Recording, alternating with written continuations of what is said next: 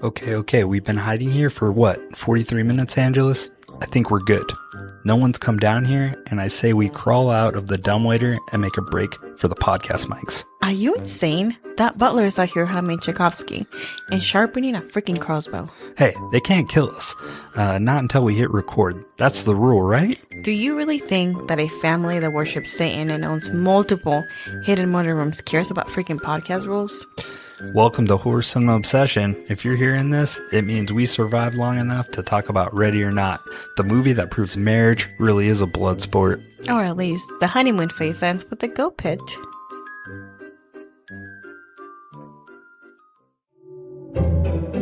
Welcome to Horror Cinema Obsession. Here, we dive deep into the chilling depths of horror cinema, from the critically acclaimed scares to the laughably ludicrous, and even the delightfully obscure. Now, let's join our hosts, Richard and Angelus, as they share their love, laughs, and sometimes sheer disbelief at the world of horror movies. All right, welcome back. This is Horror Cinema Obsession. I'm your host, Richard, and this is my beautiful co-host, Angelus. Hey, how you doing, girl? I'm surviving. You're surviving, not thriving? Yeah. Dude, I'm thriving. We got new mics today. Oh my God. Well, we got it last week. I just set them up. I've been incredibly busy, but man, we're moving up in the world. And our podcasting, this is awesome. We can finally afford professional mics. I know that's all you did today. Just Wow. hide in the office and play the technology. Tech guy. Mm-hmm. That and working, this is the only day I could fully work on the podcast, Sunday. Man, I'm excited about this, though. This movie we're covering, 2019's Ready or Not. Do you just want to get into this or what? How did you like this movie? You've seen this movie before, right? And this was your pick. Yes. This is my pick. It was your pick? Yeah. You know, I was a little skeptical. I've never seen this movie, and I was like, man, did Angelus pick a clunker? I was like, man, Flop. is this going to be like, what was that, Victoria or Veronica? Veronica? All over again? I was like, even Vienna was like, oh, okay. No, why? I think she watched most of it or all of it when I watched it. So when did you watch this movie first? It's been a few years. Okay, when it came out? Sometime after that. Sometime after? Yeah, I don't know why I'd never seen this movie. I just thought maybe, a movie off hide and seek. Okay, cool. Like, A movie of Hollywood, hide and seek. Hollywood screwed it up, man. They ran out of ideas. So I didn't give this movie a fair shake initially. So I'm glad you forced me to watch this because honestly, I enjoyed it. It was clever. It had humor, dry humor that I love. You know, it's not like that, like, you can get Leprechaun where that's like just obscure humor. Like Yeah, face. cartoonish humor. This was adult humor, very dry, very good. So I enjoyed the movie. The premise was great. Oh, I'm glad you liked it. I honestly, because we always try to watch these movies twice to get like a full take on what's happening. We watched it twice fully through. That was awesome. Yeah, and the first time I was like, in my head, I was like, oh, he's hating this movie. He's not laughing. Now he has no reaction. I think I was just, I noticed I didn't have a reaction either. I think I was just tired. My work week was insane. We watched these late too. Usually I go to bed early, but I had to stay up for these. I think I was exhausted, but I did enjoy these movies. I would watch these again. Oh, okay, cool. Yeah. I was like, oh my God, am I torturing Richard again? No, I enjoyed it. I watched them fully twice. So that was pretty good. And then the second one was Friday, right? Yeah. I was up since 4 a.m. and then we didn't watch it until like after we got home from doing like grocery shopping. And that was like 9:30 or 10 o'clock. Yeah. I stayed up all the way through. I know. You were up for almost 24 hours. And then guys, if my voice starts to go out or crack, I'm sorry. I think I'm coming down with something. My throat is killing me. It has been all day. So just full disclosure. Richard has cooties and they're not mine. I know. Jesus. But anyways, yeah, so this is Ready or Not. I'm pretty excited.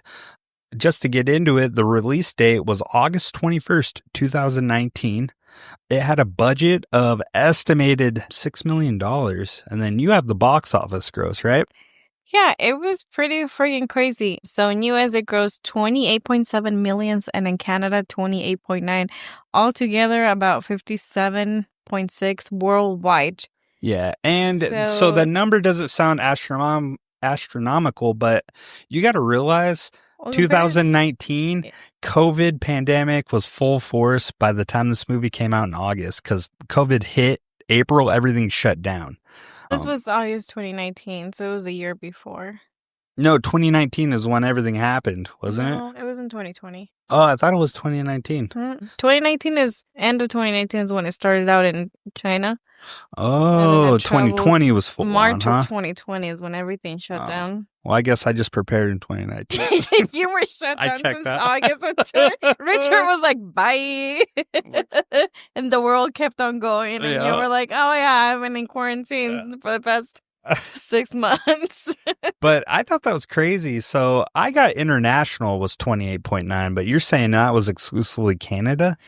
Canada was 28.9, US 28.7, altogether 57 million. So it did really well in comparison to its $6 million budget. It did not look like a $6 million. No, not at all. And its filming location, so primarily shot in Toronto, Ontario, Canada, with the mansion scenes filmed in Casa Loma. Dude, I want to go there. It's a Gothic-style mansion often used in films, and Parkwood Estate in Oshawa, Ontario.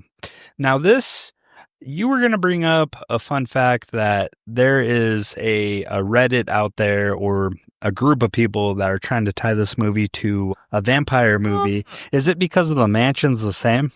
I think so Abigail, the vampire that came out last year, there was people that were trying to make a connection between this movie and Abigail, saying that it happened within the same universe because of the families. Someone was pointing out at pictures in some of the movies that they were in each other, but I don't know if it was that or if it's just that the same group of people made both movies. Now, and that's their style. So did they show the pictures in the movie? I didn't see it. I didn't go down that far to see. I just remember when Abigail first came out, people were like, oh my God, connections to Ready or Not. Wow, that'd be cool. I mean, but there really isn't. That doesn't really matter. I didn't get vampire out of this movie when I watched it. Yeah, I didn't get vampire from this one. I think maybe. But rich families and they being weird and how they got rich could be attached to it, I guess. Maybe it was just the amount of blood that there was in both movies. Oh yeah, dude, I loved it. So yeah, no, I thought this was great. And then we do have some behind the scenes, but we don't have to cover it right away. I don't know. But you did bring up the real gore reactions, like gore being part of it, right? Mm-hmm. Instead of using green screen, they used practical effects and blood rigs on set. So actors would have real reactions to the carnage. The exploding finale, a practical blood cannon with some added virtual effects. Now, you know I'm a sucker for practical effects. CGI, yes, can be a good tool, but for the most part, Richard likes practical effects, and this movie brought it. Although the exploding scene at the end, spoiler guys, so if you haven't seen this, turn us off and go watch it. You're also going to probably have to rent it if you're watching it in May 2025, but that's what we had to do. But anyway, spoiler alert. The family blows up at the end. That was a little cheesy. That was the effects, but they did add the splatter. Like she was getting covered in blood. I thought that was awesome. And for the most part, it didn't take me out of it either when they exploded. I thought that was pretty dramatic effect. I like the ending, like this scene. Oh, I loved it. In particular, because I had forgotten that that's how they went down. So it did surprise me the first time. I was like, oh, shit. So satisfying. I felt satisfied. At first, I'm like, oh, kind of a cop-out. Yeah. A little cheesy. But I was like, you know what? The second time around, I'm like, this is so satisfying for the amount of shit that girl went through the whole movie. It really didn't take me out of it. It made me more invested. I'm like, yes, fuck those guys. Rich smucks. Yeah. But yeah, no. So yeah, that I just want to add that little tidbit there. Now, what do we have next? So the other thing, if anyone has been living under a rock and has never seen this movie, besides Richard, So we know the premise of the movie is, this family is very powerful. We already kind of talked about it. Mm-hmm. They had a lot of influence, just lots of friggin' crazy wealth. And there's always the rumors of, oh, how did they get started? They sold their soul to the devil. And last week, I was so inspired by your segment about made-up ghouls and ghosts and shit. So you came up with a game yourself? I came up with a game. Oh, hell yeah. I'm fucking pumped, dude. What's the game about? My game is about... My game? My game that they invented. And this movie, they made their wealth from board games. Are you speaking English? What? No, I'm speaking tongues right now. Okay. It's about secret societies. Are they real or not? Okay, so like the Illuminati and... Sure. Freemasons? Yeah. Okay. So I have a list of secret societies. I got to guess if they're real or fake. And I have a brief description. Some of them had more than the others as far as description is concerned. Some of them really wanted to put it out there. And so you got to guess which ones are real. How do you want me to answer it? Like Jeopardy? Like what is? Or sure, what? Yeah. And what is real? What is fake? Okay. What is not? You don't have fun words like for real and I fake? didn't get that far. I spent an entire weekend researching fucking secret societies. Oh my God. Google is like, I'm going to start making suggestions. Yeah. You're going to start getting a bunch of conspiracy theories. Oh, no. Okay, let's start this shit. I wish you would have told me ahead of time. I could have created a cool theme song for this, but... For this? Mm-hmm. It's okay. Maybe next time. Maybe next time. And let's go! Let's go! Okay, so the first one that I have for you is the Bullingdon Club. This is a... Can you repeat that name for me again? Bullingdon Okay. Club. This is based in Oxford University. It's a private all-male dining club known for its wealthy members, banquets, and bad behavior. Members are selected on base of wealth, willing to participate, and educational standing. They were involved in some sportings like cricket and horse riding. Is this a real society or fake? You put too much detail into this, so it is real. It is real? Yep. Okay, it's real. You're laugh. Okay, what's the next one? Okay, hold on. I'm keeping track of what you're... Now she's thinking, she's like, uh-oh, God mine aren't as detailed. Yeah, they are. Okay. Sorry, I got to give you more credit. Yeah, we're not doing this again. You're not playing nice. Okay. Okay, this one's for shits and giggles. It's the Ku Klux Klan. Oh my God. Okay, so just go. Just go. I want to hear the description. They actually didn't have a law. I was like, oh, okay. Yeah, we're trying to eradicate that, man. Okay, the next one that I have is called the Hermetic Order of the Golden Dawn. Founded in 1888, they practiced the occult, metaphysics, and paranormal. They represented many concepts of... Today, it's represented with many concepts of magic and contemporary traditions of Wicca, one of the earliest societies where women were actually admitted. Real or fake? Oh, that's totally fake. It's totally fake? Yeah, what do you got? It's actually real. Damn, what's it called? The Hermetic Order of the Golden Dawn. Okay, gotta proof this. You're gonna fact check me? No, man. Screw off, you lost. Oh my God. Okay. So I'm 1-1. You're 1-1. You said you thought this was gonna be easy. Okay. The next one that I have, it's called the Russian Hope Ministry. They are a council of experts for regional and countrywide religious studies, responsible in part for the legal and penal system as is today. They elaborate and come up together with policies and the order for courts and judicial rulings. Is it real or fake? It sounds like too much government. I would say it's fake. It is fake. Okay. Good job, Ricardo. All right, 2-1. How many more of these you got? I got a lot. Chill out, man. Just enjoy the ride, okay? Okay. Okay. The next one that we have is called Committee of 300. Committee of 300. Mm-hmm. Okay. Also known as the Olympiads, founded in 1727. They are conspiracy theorists that believe to rule the world They're made up of an international council that organizes politics, commerce, banking, what year was it? Military. What year was that? 1727. That's fake. It's actually real. No, it's not. Yes, it is. Okay, next. Why don't you believe me? This is not what I made up. This is in the 1700s. It wasn't that civilized. No, this is not saying that it's civilized. This is like when they started. It says it was were they time travelers? Founded in 1727, so it could have evolved to what they do now. But this is just giving you a background of this is how far back it started. Jesus Christ, okay. Man. Let's hear the next one, man. I really should add background music to this. Okay, the next one is called the Novo Ordo Mundi. Funded to establish and maintain the high order. It's in a group of elite families of the world who whirl down again and participate in organized politics and religion. Is this real or fake? Fake. It is fake. Good job. Okay. What else? Your explanations are hard because I got ADHD. I'm like, huh? Is this school for you all over again? It is. Go. Let's hear it. The next one that I have is the Leper Society.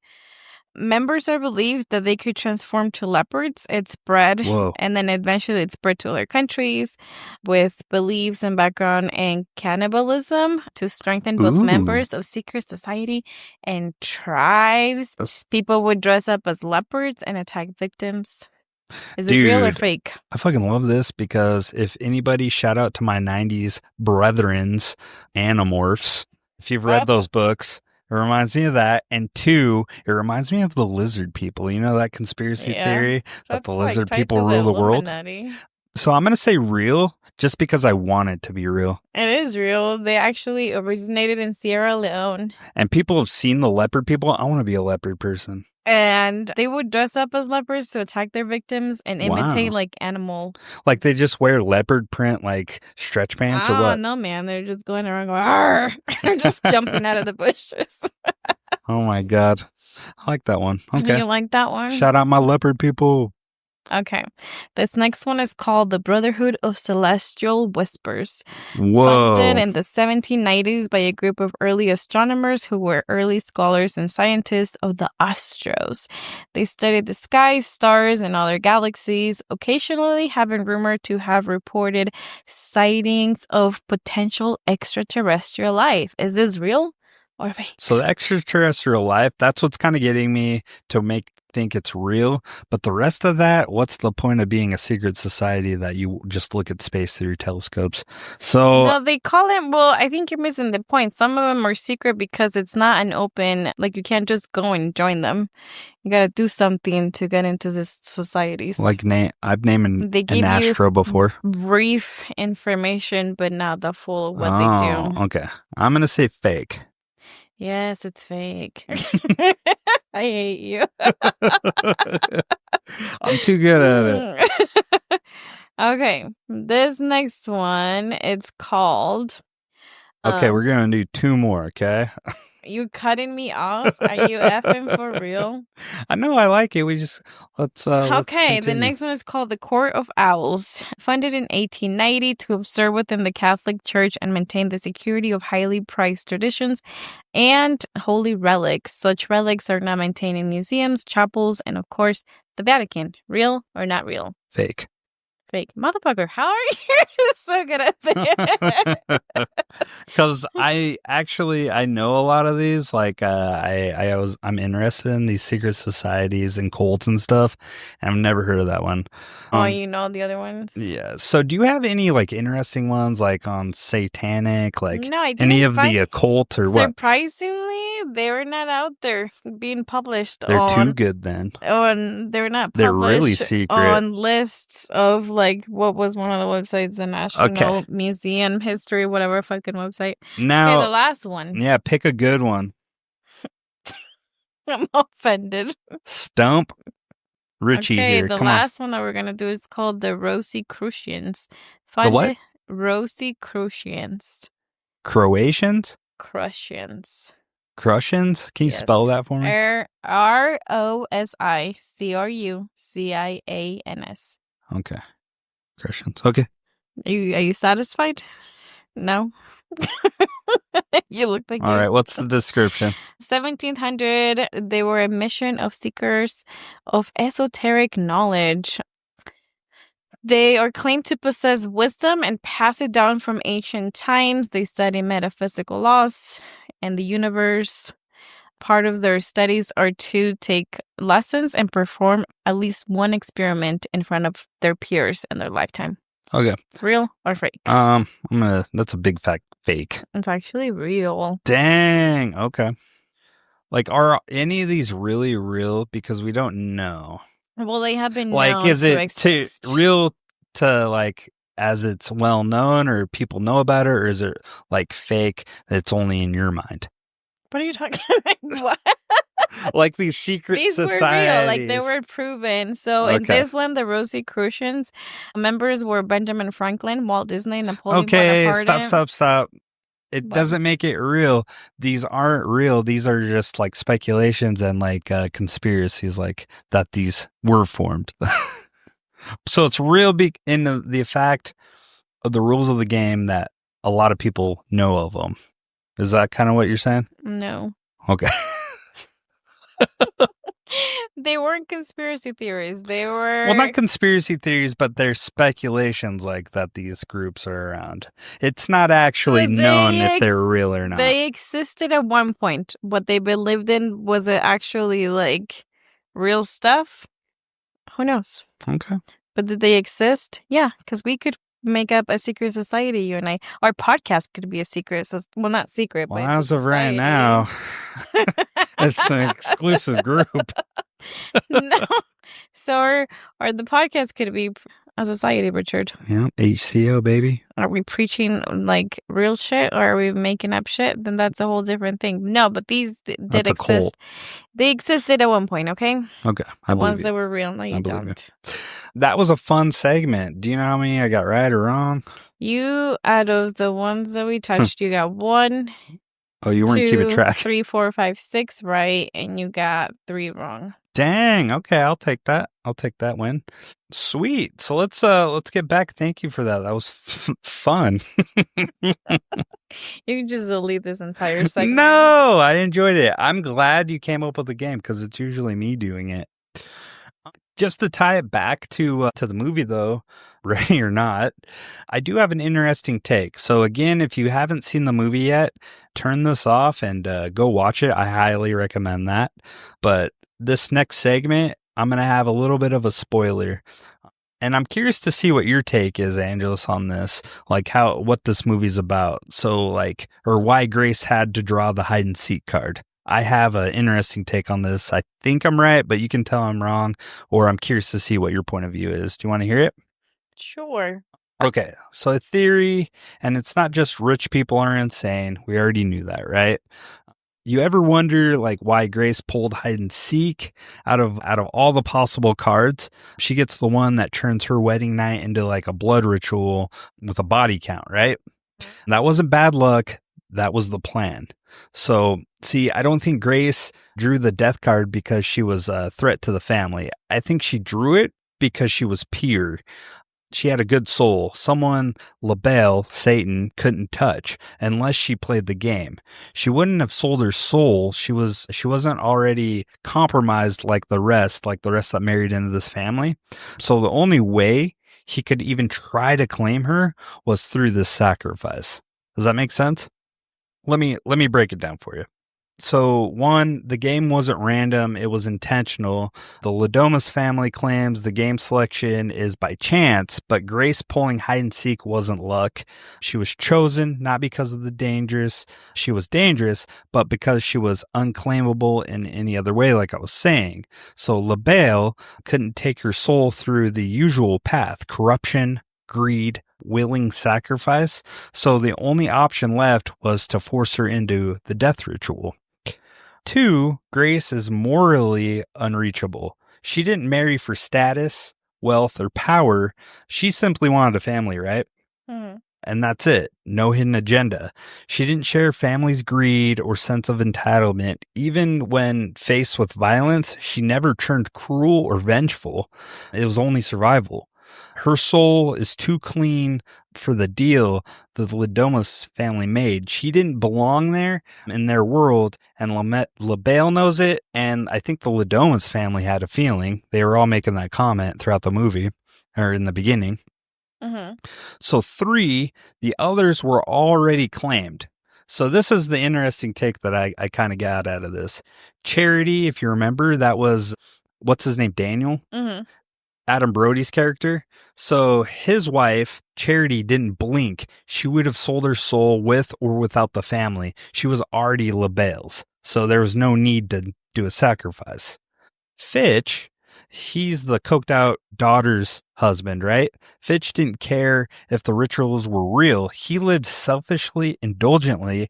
He was spiritually compromised, even if he didn't consciously believe. Grace stood apart. She wouldn't have willingly offered herself, and more importantly, her soul wasn't available.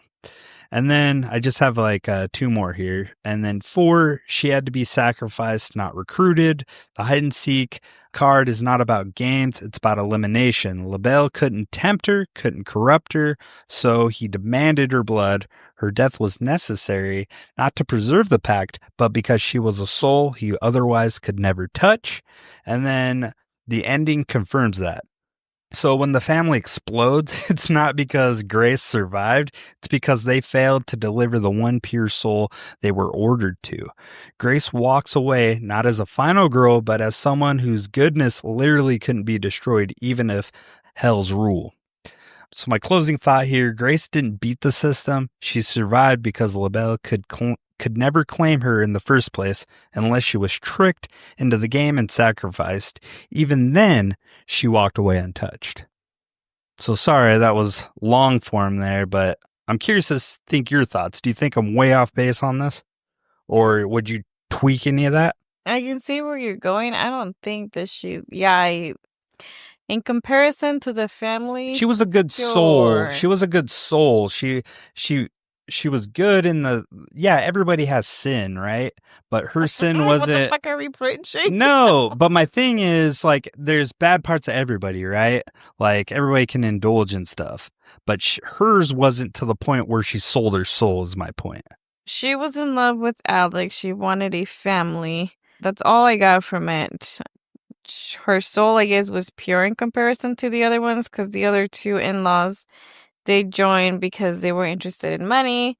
And it was clear. The family was born into money. So that can be a take. My other take is that maybe LaBelle was just done with the family and he just wanted 2 off them, and that was my only argument. My only argument is when you first see them in the movie, we go back to 1983. The only other pure soul, and we don't know the character well, but it's the old aunt's wedding, and her husband gets killed, and he was the last pure one that drew the hide and seek card through all that. And you don't know. They were in love. Yeah, they were actually in love, and he was a good guy that you gathered throughout the movie.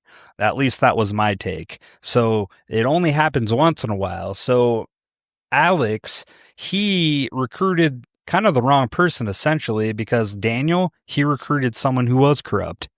The dad, I forgot his name. Tony.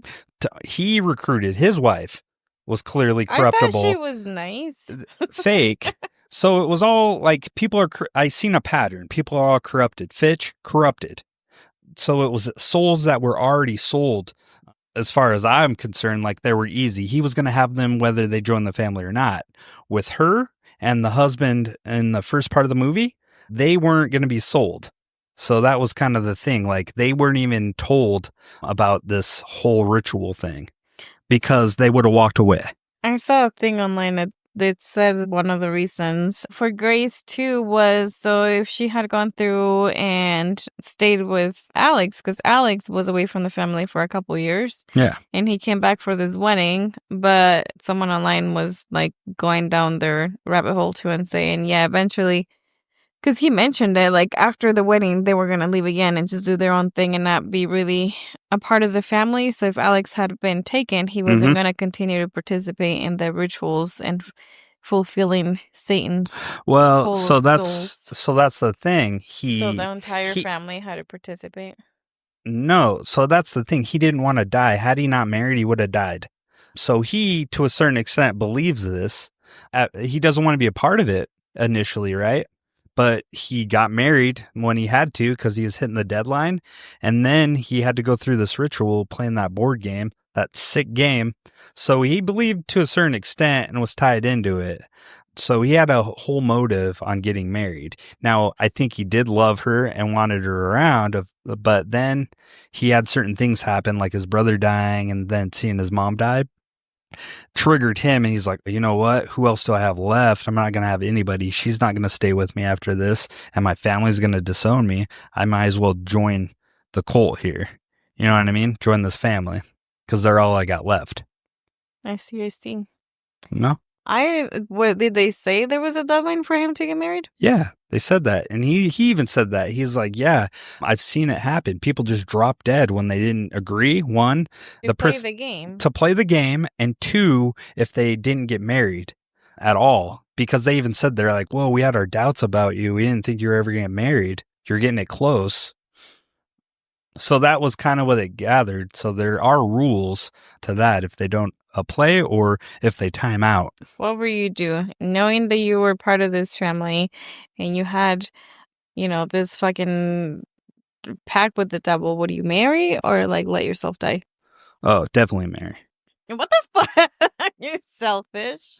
What? I want to live and it's not my fault I got fucking born into this fucked up family. So you're going to drag someone else to potentially die? But here's the key. I would find someone fucked up. It doesn't mean I have to be with them. Doesn't mean I have to love them. We just marry. Really? That sounds like a terrible life. Yeah. Because for the rest of your life, you're just stuck with this person that you don't like. Yeah. Well, no, not necessarily. You can divorce. Pretty sure. It's just they sold their soul, so now they got to be part of the family no matter what. This fucked up person that you don't love is also tied to this. Yeah, thing. But you can't marry after the fact, I don't think. You got to just be solo for a while. Like if your person gets sacrificed like Grace. Grace or Aunt Helen? Grace or Aunt Helen's husband. If she would have died, if Grace would have died, Alex, I don't think would have been able to remarry. I don't know. I'm not sure the rules. But I think that would have been part of it. Okay. Because, yeah, that person coming into the family, unless you want to replay that, I guess it can happen again. I don't know. There's more to it. I'd be interested to see. There's a second one. Is there? Yeah, it's coming out. It's in post-production. Another rich family? No, Here I Come Too. Yeah, but is it probably another rich family? Probably. Or maybe continuation with Grace. If she inherits the Domas? Yeah, I don't know. We'll have to see. Interesting. Okay, so you don't agree, you don't see quite eye to eye with me, all right? So do you think I'm way off or what? I don't think, I guess, like, it makes sense, but, I mean, the other thing that I see just from the ending scene where, what's his name, LaBelle? Yeah. Where he nods at Grace, like, respectfully, like, okay, you win the game. Like, was she just the player that he put in the way to just get rid of the family and be done with their ties? He nodded. He's like, hey, you played it well. I don't get your soul. Yeah, okay. She wants her soul. Yeah. That kind of brings me to my next interesting point where I have a take on LaBelle. And pretty much what I have for this is LaBelle, the devil wears a black tie. And can I explain a little bit? Okay. And you might not agree with this one either, but... So... I think LaBelle's the creepiest character in Ready or Not. He doesn't say a word, right? Doesn't kill anyone. Doesn't even show up until the final scene. And briefly. LaBelle, this dude's presence hangs over this movie like HR at a holiday party, man. You don't see him, but you feel him. Watching, judging, waiting to see if the blood contract is fulfilled. You feel that pressure as it's mounting, the time's like slipping away. Now here's my take. LaBelle isn't just the devil or some ancient force that makes deals for souls. Nah, LaBelle is the corporate overlord of this whole operation. He's the CEO of generational evil. Like, think of him as a silent investor in the Domas board game empire. And like a very high level exec, he doesn't get involved in the day to day. He just accepts the results. And if you fail to deliver, boom, you're gone. Like literally. Think about it. He only shows up when the deal is either about to close or fall apart. He's the VC from hell, the private equity demon who gave the family their seed money and now expects returns, paid in blood, not for profits. He's never seen given orders. He's just an exception, a contract, a bottom line. And when they botch it, when Grace survives and they fail to meet their end of the deal, he shows up smug as hell in his chair, basically says, hey, you're all fired. Lavelle doesn't need horns or flames. He's not roaring. He's smiling, calm, confident, like he's watching a bad quarterly report play out in real time. He's not horror in traditional sense, right? He's something worse, unfeeling, entitled power that knows you need him more than he needs you. So yeah, the family worships him, but really, they're just terrified of disappointing their boss. Mm-hmm. That's kind of my take on it. Am I off? He's a micromanaging CEO. Not a micromanager. He just expects results. And if you don't fucking deliver, you're fired. You're fired. No, I agree. I mean, that's ultimately the rules that he hands down to the family. You either do this shit. It's the deal you make or you to be rich. Your game's over. Game over, man. You're executed. Yeah. Did you see who that was? Apparently it was a cameo from someone else. I didn't get down his name. The dude that plays LaBelle. I didn't recognize it. It's so hard to see. It was very brief. It was very majestic. Yeah. You can get a name? No, I scrolled through it. I was like, he was barely here. Cool. Thanks for that tidbit, man. You're welcome. I was like, oh, spoilers. And it was like cameo, blah, blah, blah, blah. So do you like the trope or the storyline, like the inheritance horror? Do you like that kind of horror? What do you mean? Like rich family either have to make sacrifices to stay rich or they have to do certain things. Like what comes to mind to me is like Get Out. Oh, yeah. Or this movie. There's other ones that kind of follow that same thing. It drops like right into like one of my favorite horror subgenres for me personally. You know, where someone dies and leaves behind something awesome, like a mansion, a fortune, or someone dies and leaves like behind something like an heirloom, family heirloom. Okay. Yeah. There's a bunch of movies like that. I'm sure you can name a few. Slowly. Yeah. Coming to mind. It's like, congrats, you're rich. Now, also, this house eats souls and your uncle's ghost lives in the walls. Enjoy, bro. Want it. No, you wouldn't. No, not if you're going to be fucking haunted. Like, well, think of it this. Like some movies, like, look, like Hereditary, that's one. Grandma didn't pass down jewelry. She passed down a demon and a family history that reads like a black metal lyrics, man. Or Crimson Peak. Have you ever seen that? It's got Loki in it. Gorgeous house, gorgeous ghosts, and yes, there is incest.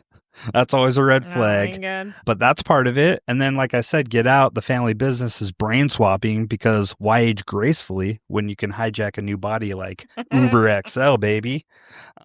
I don't know. Inheritance horror is a good genre, I think. It adds a little bit of intrigue. It has to be good, though. Yeah. It has to have a good storyline. This one, it was pretty, I don't think that have I seen any other movies where they do? I guess the take was that they have to play a game. It seems so innocent. And then it takes a very dark twist from time to time. Horror's been telling us for years that rich people stay rich because murder, rituals, or generational trauma that smells like old money and sulfur, baby. They're selling their souls to the devil. You just know it. Like, I love that take on that. Like, even like in our world, like, oh man, they sold their souls. I love it, dude. I love it. They sacrifice babies. We can go in a little bit more, but I feel like I've been talking forever. What do you got? No, I like this storylines too. Like I said, I like this because it was a little different than just you're moving into a haunted house where there's a ghost living here. Right. It's a free house with. It's the full. I love the take that, hey, they sold their souls to be rich, and they're not the only family. That's why the sequel works. It's going to be entirely different family. Because they mentioned another family that didn't succeed their contract or didn't live up to it, and they burned up, and even the dad's like, oh, that's what you think they did. They died way worse. Covered it up or something. Yeah. So I really like that aspect of it, and you could really create like tons of movies. It could almost be an anthology series, you know what I mean? Where you could do a series of like 4 different rich families in a movie and little mini episodes, you know what I mean? Yeah. I think that'd be kind of cool too. Now, I do have kind of a fun thing. I created some board games. Oh my. So Ready or Not gave the Domas family a dynasty that made their money off board games. And you know what's missing from Monopoly? Human sacrifice. That's what the Domas family is saying. And look, someone who's flipped a risk board and ruined friendships over Uno, me, I get it. Board games already bring out the worst in people. But if the Domas family ran the game aisle in Target, we'd all be screwed. And here are some of the board games they would run. Are you ready for them? Okay. So here's my list of board games. Are these real or made up? These ones are made up. I hope they're made up because these are awesome. I'm going into business. So number 1, Hide and Shriek, the classic family game. One person hides, the rest hunt. With weapons, first to spill blood wins, batteries not included, neither is the mercy. That just follows the movie. But then we have Hungry Hellmouths. Just like the hippos, but each one is cursed demon trying to devour your soul before sunrise. Age 6 and up, recommended with goat pit supervision. Oh, God. Okay, number 3, we have Life, the Satanic Edition. Graduate college, start a career, make a blood pact. Every space is a moral compromise, and the winner is the one who sells out first. Spin to sin, baby. I actually like that one. The game where you made up rules. Life, Satanic Edition. And then number 4, Guess Who, Cult Leader Edition.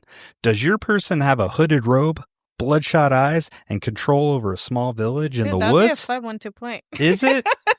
Is it Brother Ezekiel? Yes.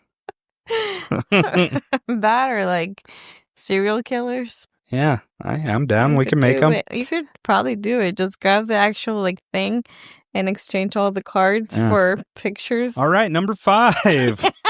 What? Are you ready for number 5? Okay. Shoots and sacrifices.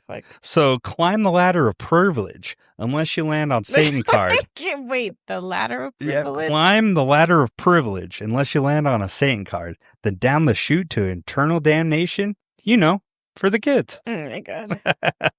And then I only got 2 more. Number 6, Operation Soul Extraction. Can you remove the spleen without summoning a demon? You have 60 seconds before the lights go out and Latin chanting begins. And then number 7, the final one. Settlers of Cthulhu. Trade resources, build roads, accidentally awaken an ancient cosmic horror, and doom humanity. Bonus points for using human bones as currency. Nice. That one kind of fell flat. But that's okay. Honestly, I'd still rather play any of these than spend one holiday with the Domas family. You know, you're dealing with generational evil when even the butler has a murder playlist. And if any games ever says choose a card before sunrise, I'm flipping the table and moving to Canada. I'm saying nope. But they were already in Canada. I know. It was shot in Canada. So, moving into I guess we can go to cast, unless you have something else. I'm just going to say, I don't know how far you'd make it on board games. What do you mean? The last time we played Uno, you were not a happy camper. Dude, you guys cheat, bro. We did not cheat. You just lost. They cheat. The rules of the game were simple. No, they cheat. And Rich was throwing a fit. They cheat. What was also the other one? Sorry, you guys cheated on that one too. No, we did. You just didn't explain the rules properly. It's sorry. What do you gotta? I don't know. It was my second time playing it. Oh, okay. Yeah. Oh my gosh, Bianna got Stranger Things version of Monopoly, and she had me play it with her. No, that thing lasted for hours, and I was like, "Can we stop?" That's Monopoly. Like, we're not done. I know, it was not fun. Monopoly was always kind of hit or miss for me. Yeah. How do you feel about this cast? There's a shit ton of people on this movie. Do you like it? Yeah. Did any of them take you out of it? Not really. I mean, I don't know. The kids were there for filler just to make it look more normal. Yeah. So they had families, but not really. I like them all.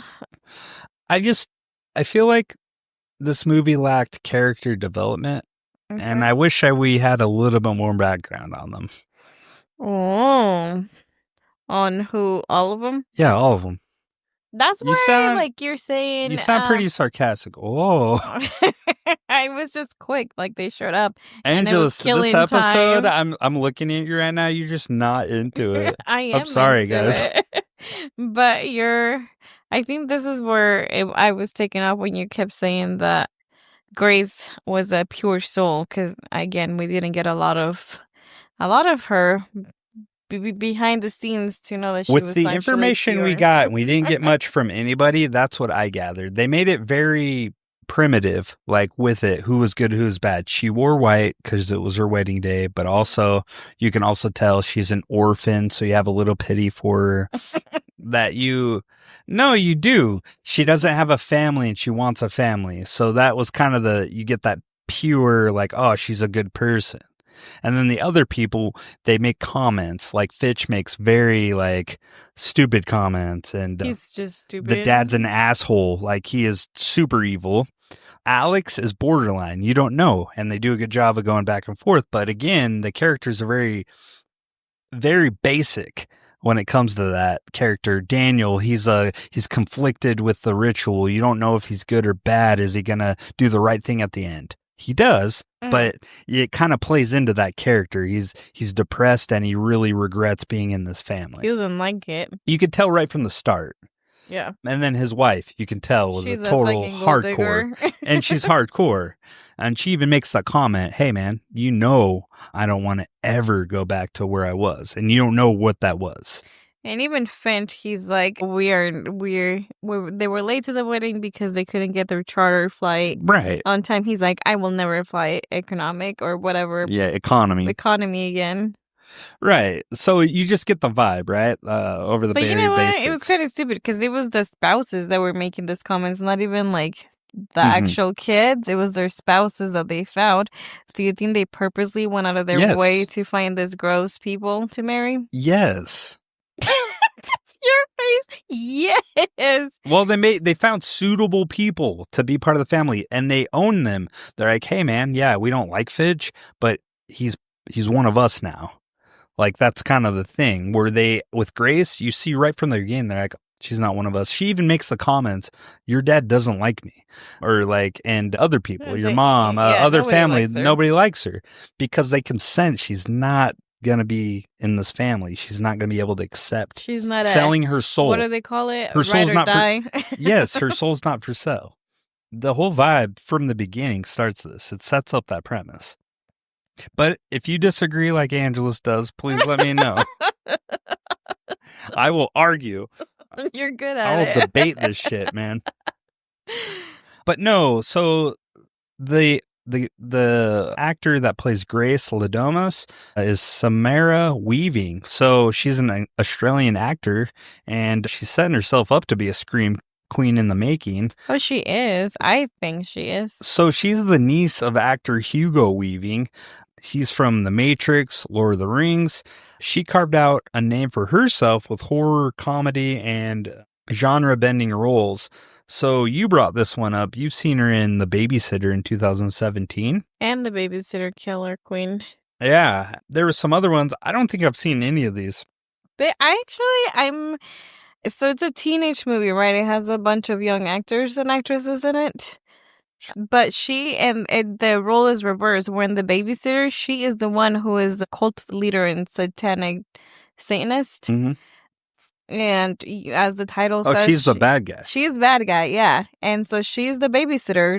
And the day she looks like a totally normal person, and then the kid that she babysits accidentally walks into her performing some crazy ass rituals, and it flips to where she's the one hunting people down to sacrifice for her.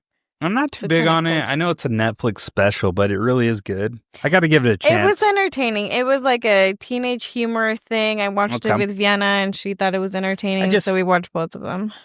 I just feel like Netflix's horror isn't very good, but like Hulu, they do a good job, right? But Netflix always doesn't seem scary to me. It always seems cheesy. It was entertaining. Okay. At the time. So I got to give it a chance. So this is where I ever first saw Jenna Ortega. Like, 'cause she's in this movie. Oh, she's in it. She's in both of these, I think. And this is where I kind of started seeing her, like, appear in more of these, like, horror genre, gothic movies.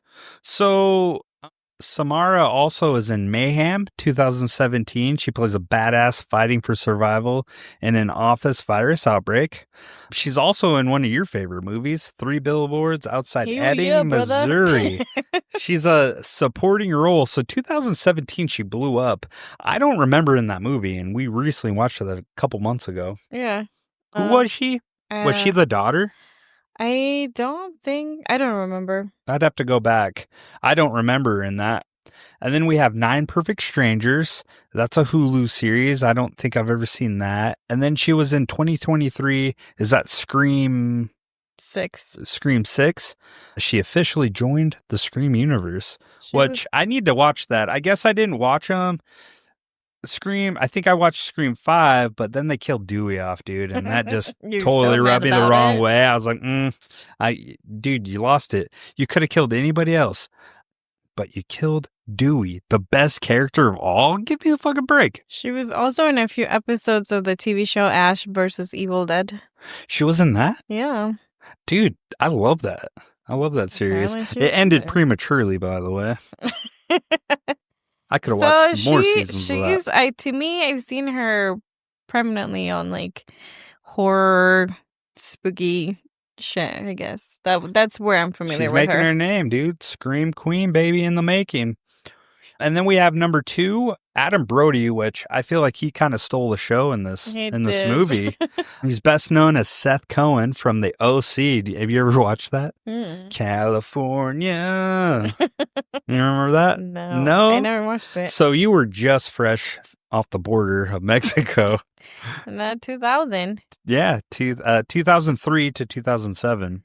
Yeah.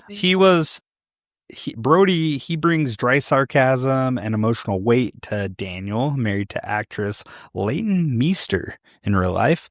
His notable roles, the OC, like I said, he plays the TV heartthrob of the mid-2000s. He's also in another movie. Yes, he's also in a movie we've covered. It is Vienna's favorite horror movie. Jennifer's Body. Yes, 2009. He plays in the rock band. He's the douchebag who sacrifices Megan Fox. He's also, he's been in a ton of movies. He's in another movie that I like. I think it's called Cop Out. Okay. It's not a big movie, but it's one of my favorite buddy cop movies of all time. It's got Bruce Willis and Tracy Morgan in it. If you've never seen it, I can see the cover. It's fucking hilarious. You've seen it because it's in our dresser drawer, or it was. In our dresser drawer? Oh, okay. When we moved, I just kept it in there forever. He was also in Scream 4, and Was he? He was. Oh, was he a cop? I don't know. I didn't write down his character, but he was also, I like this movie, Promising Young Woman. I'd never seen it. And I remember he was one of the asshole dudes. Really? Yep. And then I guess he was in 2019's Shazam, but... And the sequel. Oh. Uh-huh. And that's Adam Brody. I like this guy pretty much in everything he does. He's pretty funny. And then number 3, the character Alex Domas is played by Mark O'Brien. So he's a Canadian actor, more low-key, but strong in dramatic roles. He plays the conflicted husband who marries Grace into a literal hellscape. He's like, shall I sacrifice my wife?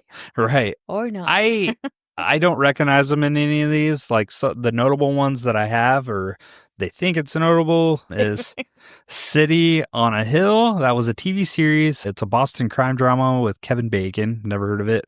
Halt and Catch Fire TV. It's a period tech drama. I think that was an AMC kind of movie. Okay. Or show. And then we have Arrival in 2016. He was a supporting role. And then Blue Bayou, how do you say that? Bayou. Critically acclaimed indie drama. Okay. Have you seen any of that? I saw he had a lot of TV shows as well.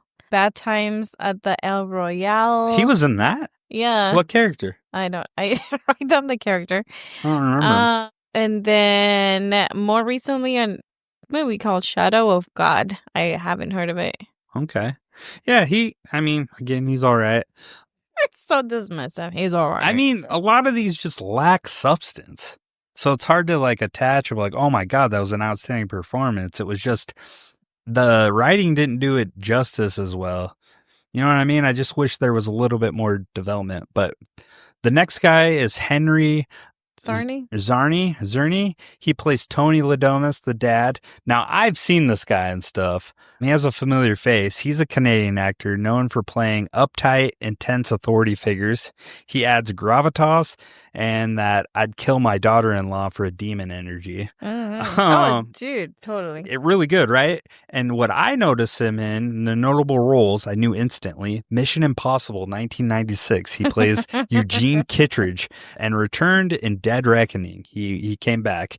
And then he was in a soap opera for teens that I remember because I think my cousin watched it. Oh, gosh. But it's called Revenge. It's not for teens. Is it? It's for adults too, okay?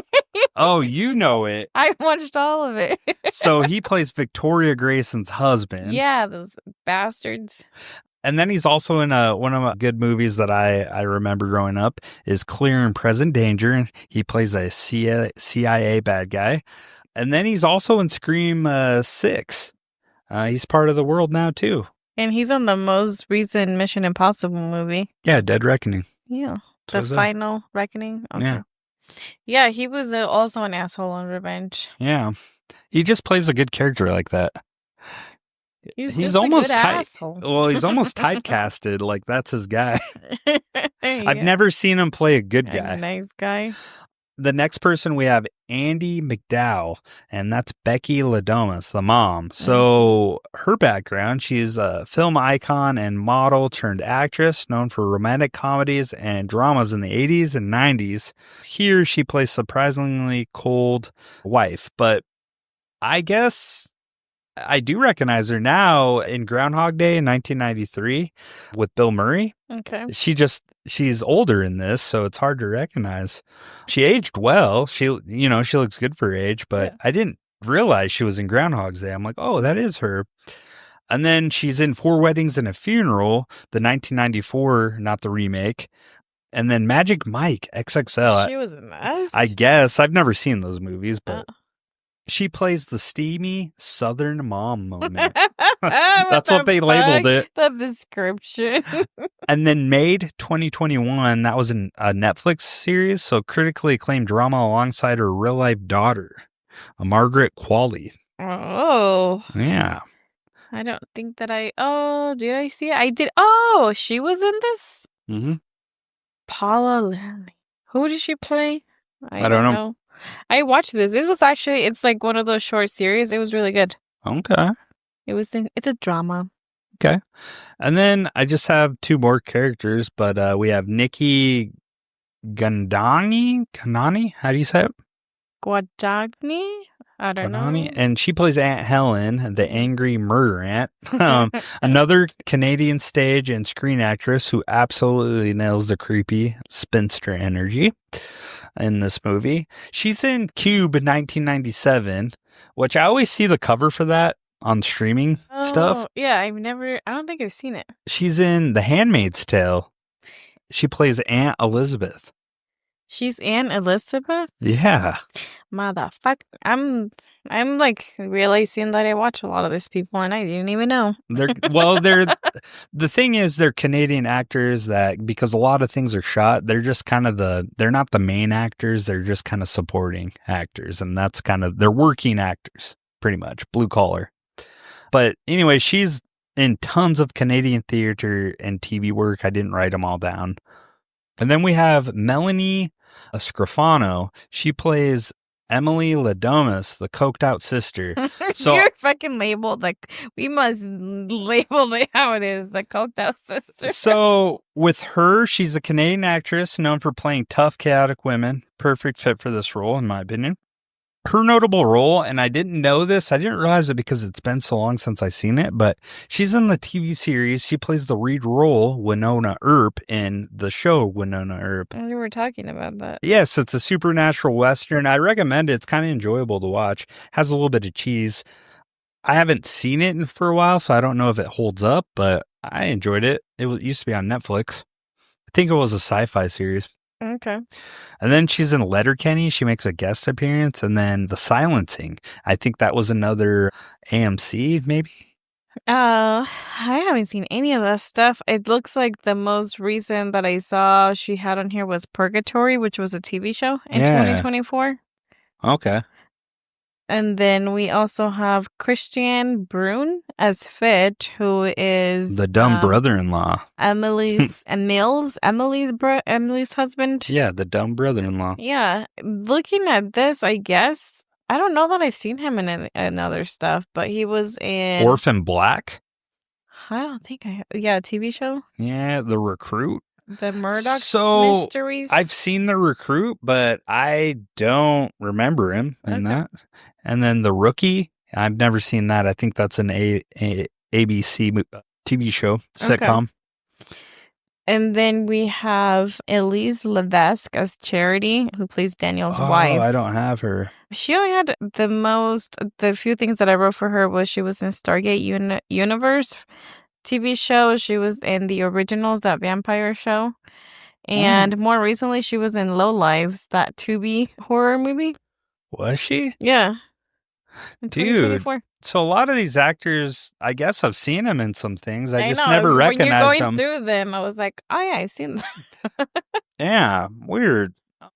Do you have anything else on the actors? The last person that I had is John Ralston, Stevens, who plays the butler, I guess was his title. I didn't get him either, yeah. He looked familiar too, I just can't pinpoint. So what I wrote down, he was in a TV show called The City, The Velvet Devil in 2006, The Cult, Billy the Kid, and more recently in Motherland in 2023. Did you see any of those?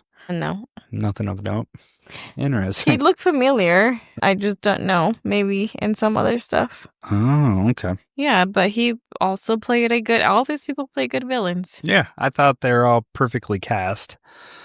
Now, the directors, there's 2 directors on this. Mm-hmm. What are their names? We had Matt Bettinelli. Bettinelli. Bettinelli Alpin. And then we also have Tyler Gillette, like the razors. Yeah. Matt is an American director, writer, actor, and musician. He's the founding member of a band called Link 80. Have you heard of him? Well, apparently his career started off when working at New Line Cinema. He formed a filmmaking collective called Chad, Matt, and Rob in 2007. Well, they eventually created this team. Yeah. Tyler and Matt created Radio Silence in 2011. And it's a horror filmmaking collective originally made up of 4 members that you're saying, right? Yeah. So initially the first 3 they used to break in after hours. I read into New Line Cinema and used the sets to film their stuff. Oh, really? Yeah. And apparently they have a few things online. They have a ton of views. One of them is called Roommate Alien Prank Gone Bad. And then there's 5 installments of something else called Interactive Adventures. So what I kind of gathered from my research, they specialize in horror comedy, genre mashups, and high energy chaos. And they typically have slick pacing and self-aware tone.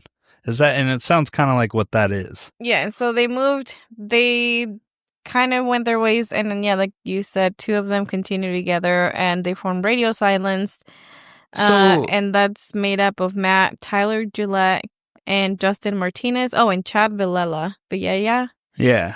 They directed a segment in the movie VHS. Yeah, this is before Ready or Not, and that's VHS 2012.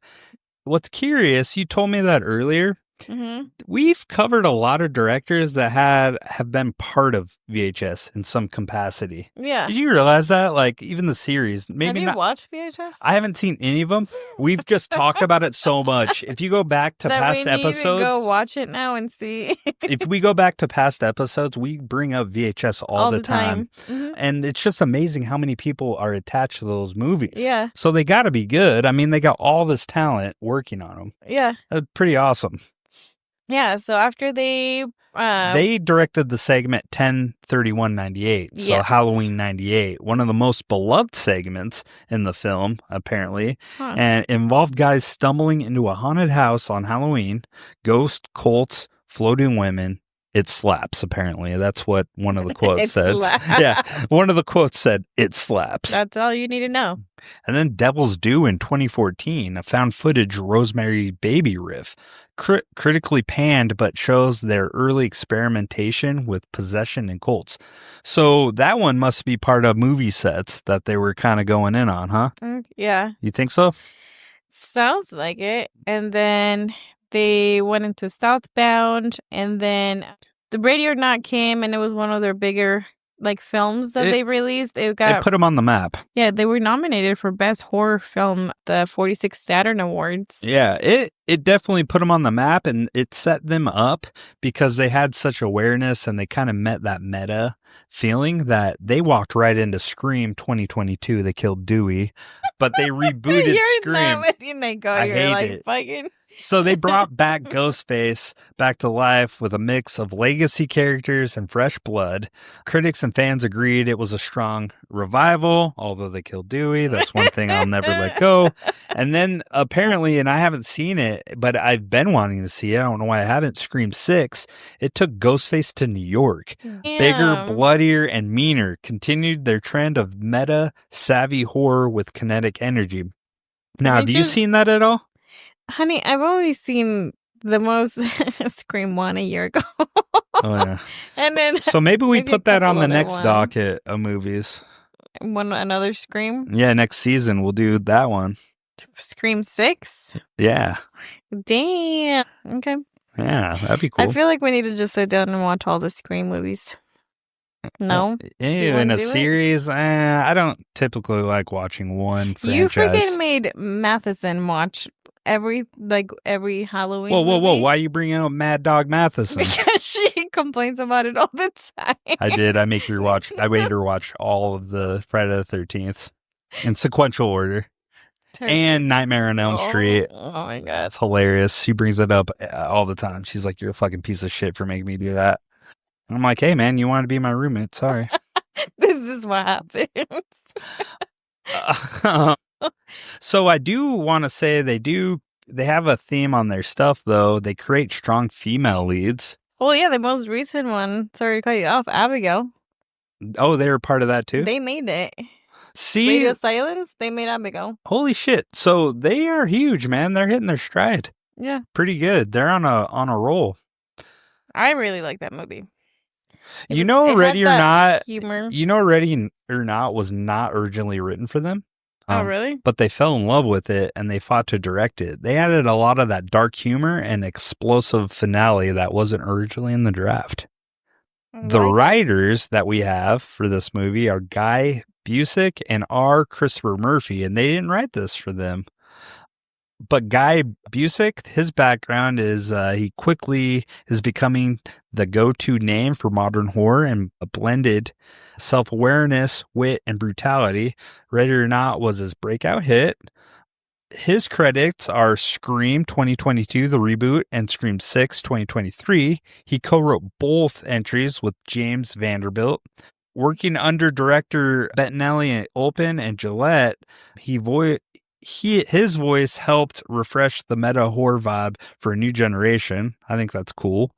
He also did the TV show that I've never seen. I think it's on Hulu, Castle Rock. Oh, I like that show. He wrote for season 2, and this is a Stephen King-inspired Hulu series. You can see hints of the eerie small-town horror in his work. And then the newest one his most recent one, was Final Destination Bloodlines that Vienna just watched today. She actually said it was pretty good. Oh, she liked it? Yeah, she said she liked it, that it was a good movie. So this man clearly knows how to kill characters in creative, violent ways. Pick me. I got a comment. Okay, I'm sorry. I'm conquering it. Go ahead. I realized when I saw the name who plays Whose name? Mr. LaBelle on the movie. It's this James Vanderbilt guy. They work with him, Radio Silence, on other movies. Oh.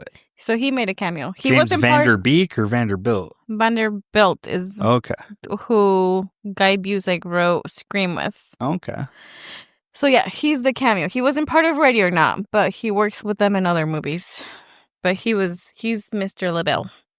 So his style, he enjoys turning simple premises into absolute chaos, loves to poke fun of social structures, wealth, family tradition, while simultaneously splattering them with blood. That's his style, which he fits perfect in all those franchises that I named off. Wow, he was just born to do that. And then what do you have for R. Christopher Murphy? I didn't find a lot on this guy. He's very under the radar from what I've seen. He was known for Radio or Not, Wrong Turn, the 2003, and Minutes Past Midnight in 2016.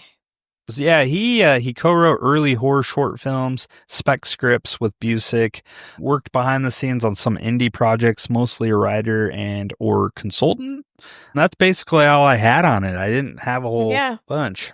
He's hiding. Yeah, so that's what I got. Do we have anything else, or do you want to tie this up and head to a commercial break? Oh, I had a comment about your board games that you were mentioning. Okay, a reference back to the board game creation. Yeah, apparently for the movie, the production, they submitted about 200 fictional board games to include in the movie, but only 8 of them were cleared by their legal department. Oh, man. So the rest were somehow in the... I need to find out about this stuff because I'd have so much fun. And then, yeah, that's all I just remembered because you were talking about the board games. Yeah. I should have tied you into you creating some board games. That would have been fun. Sorry. I know. You were too busy for me. I was writing societies. Oh. Okay. Well, moving on. They're all fake. Yeah, that was a riveting segment. I loved it. I'm kidding. Okay, we'll be right back, guys. This episode of Horror Cinema Obsession is brought to you by Domas Family Board Games, bringing families together since 1788. Whether it's a rainy afternoon or a holiday gathering, Domas offers a wide variety of classic games designed to entertain, challenge, and strengthen the family bond in ways that last a lifetime. Their handcrafted collection includes timeless favorites like Fortune and Folly, Royal Chase, Dominion, and of course, the beloved Hide and Seek, a game that's been passed down through generations with rules that never change. Every game is built with care, tradition, and unmatched quality, featuring real wood craftsmanship and heirloom-grade components. Each box is sealed to ensure authenticity and compliance. Perfect for family game nights, weddings, or legacy celebrations, Domas games turn any occasion into an unforgettable rite of passage. Play with purpose. Bond through tradition. Visit ladomasgames.com to browse the full collection or request a private consultation. Some games may require formal invitation.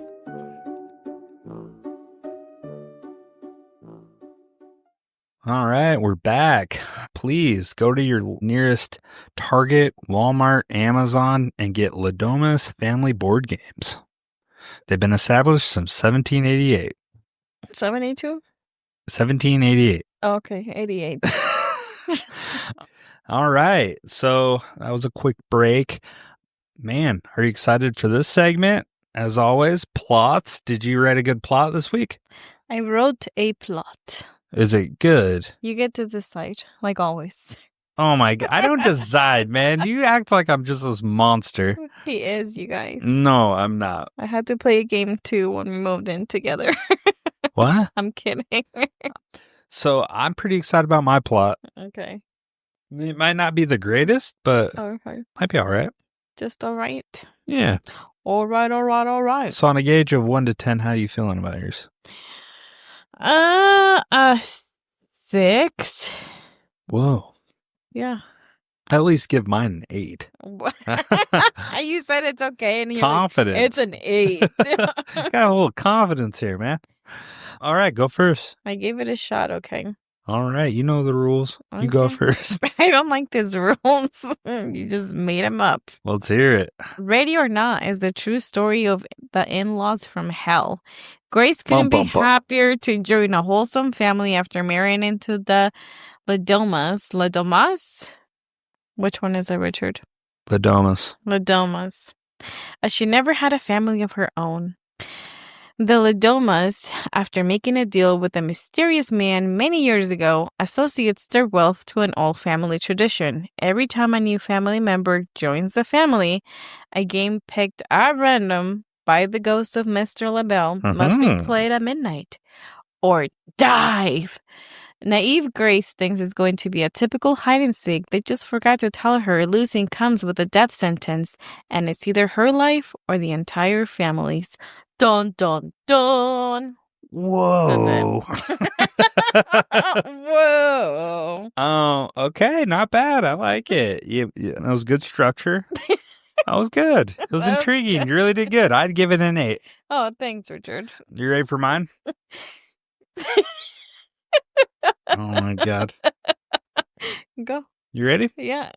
All right. In Ready or Not, Grace marries into the Domas family, old money weirdos who built their fortune on board games and questionable pacts with a guy who definitely isn't God. On her wedding night, they ask her to play a game. She pulls hide and seek. Sounds harmless until the family grabs vintage weapons and starts hunting her like she's a deer in heels. What follows is Grace's sprinting for her life in a wedding dress that gets torn, bloodied, and basically turned into a crime scene. She falls in a goat pit, punches a child, and gets shot at by people who think murder is a family tradition. It's fast, violent, and uncomfortably funny. The kind of movie where you root for the bride and hope every rich relative spontaneously combust. By sunrise, spoiler, some of them do. She came for the vows, left for the kill count. Honestly, that's a power move. Damn. Boom. Drop the mic. God, I stumbled. I need to get better at reading those. I think you did pretty good. Yeah, she came for the vows and left with the kill count. Snap clap. Yep, power move. Good job. Yeah. Yeah, I give the writing, I give it a 9. My delivery, I give it a 6. You're being harsh on your delivery. I need to get better at it. We're fucking 53 episodes in, goddammit. Can't be stumbling on perfection. Death kills. Perfection, okay? Okay. All right. You ready to go into the moments that matter? These are the scenes in Ready or Not that either had us laughing, wincing, or rewinding because we were like, did this really just happen? This is moments that mattered. Dun, dun, dun. Well, to open up, I think it's the opening scene is pretty dramatic. It sets it up. There's 2 young boys. They're up late at night, you can tell. And then we see a gentleman all wounded, what appears to be wounded. Mm-hmm. And then we see it appears to be the older boy hiding a younger boy in the closet. Yeah. Right? Telling him to hide. And then the man who's hurt is like, hey, you have to help me. Daniel, you have to help me. And then you see the younger boy, Daniel, and he's like, hey, he's in here. You know what this reminded me of? Do you remember Sleepy Hollow with Christopher Walken? And Johnny Depp? Yeah, at the end, when they go through the whole story, it's one of the little kids, too, who snaps the branch for the Headless Horseman to come and get them. No, that's just what I had. It's been a long time. What's the correlation? Oh, because the little boy, throws a dude under the bus and tells the family where to find them. Oh, and get him then killed. That little boy called the Headless Horseman to go. Yeah, it was a little girl, but yeah, the Headless Horseman was looking for this dude to kill, and there was a little girl who was like, over here. Interesting. I was like, these little bastard kids. Yeah. Snitches Getting get people- stitches, dog. Yep. Blood in, blood out. Sure. Yeah, but it just kind of sets the tone, like, what kind of fucking dark, twisted family is this, where even children are, like, telling... You can clearly tell this guy is being dragged to be killed by the family. Yeah. And they're like, oh, well, everybody's even from a young cool with age, this? from a young age, they know what to do. Mm-hmm. So it sets that up. And now it fast forward to present day. 30 years later. Yeah, 30 years later. So we have Alex and Grace. They're getting married. It's their wedding day. And we don't know that it's the same family. No, but I mean, pretty obvious. But...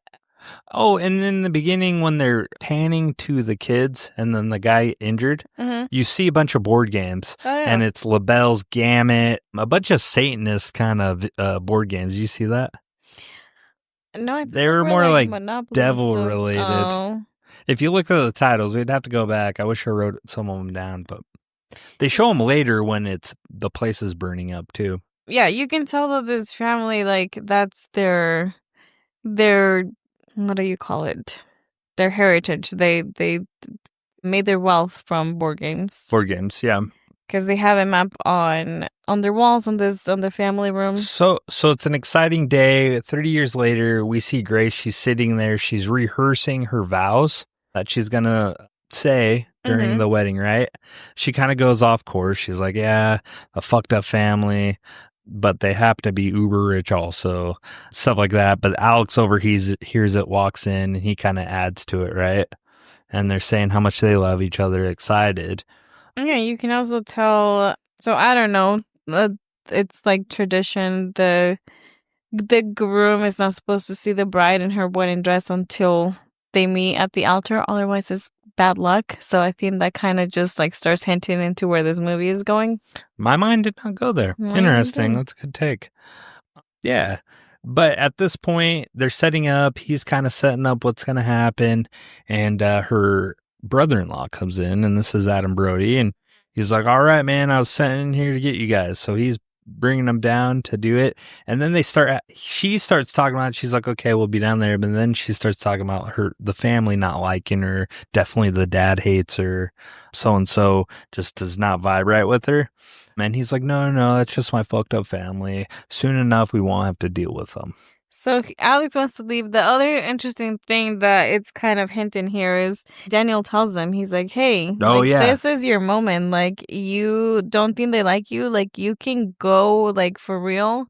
And you don't have to marry into this family. Yeah. You don't have to. And right before that, Alex even says it. He's like, hey, you don't have to go through with this. Yeah, Alex repeats it after. He's like, he's right. He's like, you don't, like, let's not get married. And so she's not realizing they're giving her a way they out. must have to give her a way out at first. That's part of the game, I think. They must give her that choice, but they're being really vague about that and not giving any details. I don't know about Alex. I think Daniel feels guilty because we can tell he has a drinking problem. He doesn't have to, but I think Alex had to give the rule, like give that suggestion. I think you're putting too much emphasis on the rules, babe. I don't know. I think because they're rules. They're sticklers on the rules. They don't use cameras. They don't do any of that. Alex, you can tell he was at least partially in love with her. Yeah. And I think Daniel feels guilty about what the family does. So he's like, hey, you can leave. Maybe you should leave. And he makes comments throughout the movie, like, she's better than us. We don't have a soul. We're garbage people, and she's better than us. Yeah. Because of what they, what they do. Right. But she's like, no, there's no way. And you see his whole family. And then, as of right now, we didn't know that she was an orphan. So I was like, where the fuck's her family? Right. And then they do the wedding pictures. That's when you kind of see, she's like, oh, I don't have a family, so it's nice to be married into a family. That's all I've ever wanted, and Alex knows that. And that was talking to Alex's mom. Yeah. Now, they all do the pictures, and you start seeing every character. They're introducing every character, every asshole except two, which we'll see later. Mm-hmm. Now they all go through it. They go through the wedding, and now it's cuts to they're in Alex's bedroom in the mansion, and they are going to make sweet, passionate love. But then they have an unexpected guest, a voyeur, and that's his great aunt, right? Or his aunt. Aunt Hillary, the creep, she comes through one of the secret, passages. Butler's doors or whatever. And she's just Grace sees her in the mirror, and she's like, holy shit. No boundaries. Not at all. And she just essentially says, okay, you need to come down. And while Grace is trying to, get her thing on, Alex is trying to tell her and break down to her that there's a tradition in the family. Yeah, and he's like, fuck, I don't want to go through with this. This is stupid. But Aunt Helen comes in and she's like, right now, we need to go down. Yeah, it's 10 minutes to midnight. I need you down there. And she's like, what's happening? He's like, all right, there's this tradition, and breaks it down. It's tradition when someone new joins the family. But he's vague about it. They play a game. It's a stupid game. It's a random game. It's a random game. It's chosen at random. It can be chess. It can be whatever. He names off a few other, examples of games. Yeah. And she's like, oh, if it means that they'll accept me and that your family will like me, I'll kick their ass in chess. And she'll do it. So they go down. She's still wearing her wedding dress. Yes, and they go in through the doors, and Tony, the dad, is like, hey, this is only for family members only.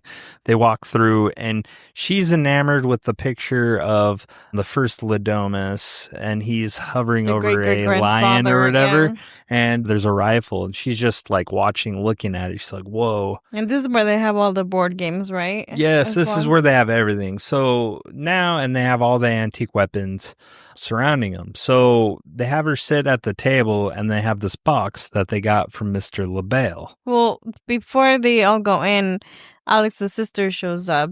Emily? Yeah, Emily. And her husband, Finch. And they're like, oh my God, we're so happy you're part of cocaine on her nose. We're so happy you're part of the family. And Helen is such a fucking stickler. She's like, she's not part of it yet. Mr. LaBelle will decide. Yeah. Very strict about this Mr. LaBelle. So yeah, and then Tony gives a breakdown of how their family wealth essentially got started. He was on. He gets down. Yeah, it's story time, and started with his great grandpa.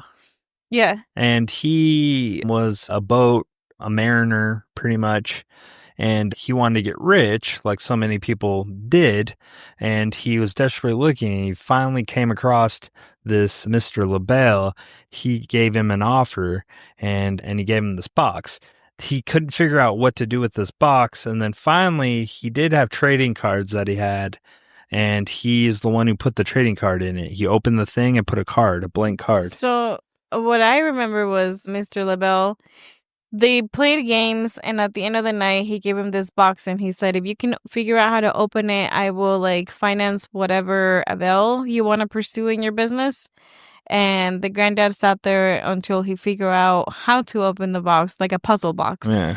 And he did. And then the LaBelle also gave him a stack of blank cards. And so every time someone joins the family, they put in one blank card. Right. They push the start button, let's say, I don't know how the hell. And then so that was kind of the deal. He got to play a series of games. Yeah, and LaBelle decides what game they will play, and they have to play it. And it's at random, and some of the other family members share what it is that they got to play when they join. Yeah, Fitch played Old Maid. Yeah. He's like, I don't know what the fuck that is. But he did. Yeah, and then Grace, I think, or Charity, she played checkers. And they pass this box around, so that's part of the ritual. They all have to touch it. And then finally she gets the box back because they put the blank card in. And then she's like, oh, and she still thinks this is a weird thing. Okay, I'll play along. And she's kind of half-hearted about it. She pulls out the card. She starts laughing, and she's like, oh, okay.